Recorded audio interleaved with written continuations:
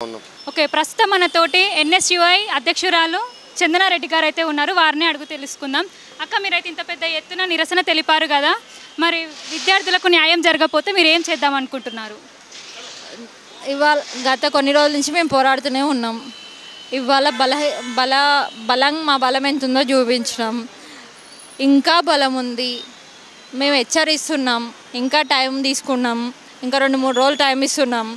మీరు కనుక ఈ విషయం మీద స్పందించి నీట్ విద్యార్థులకి న్యాయం చేయకపోతే ఇక్కడున్న కిషన్ రెడ్డి గారి ఇంటికి వస్తాం, అక్కడున్న మోదీ గారి దగ్గరికి కూడా పోతాం.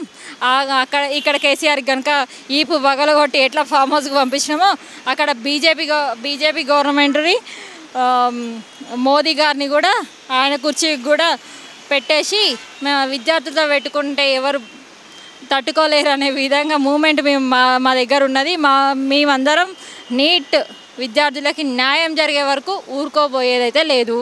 వాళ్ళకి ధైర్యాన్ని ఇస్తూ వాళ్ళు కూడా ధైర్యంగా ఉన్నారు, పోరాడడానికి సిద్ధంగా ఉన్నారు. వాళ్ళు మా దగ్గర వాళ్ళకి అండగానే మేము నిలబడ్డాం.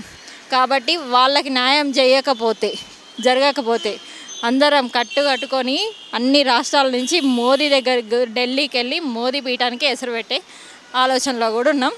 5 ఏళ్ళు కాదు, 2 ఏళ్ళకే ఇంటికి పంపించడానికి కూడా మేము సిద్ధంగా ఉన్నాం.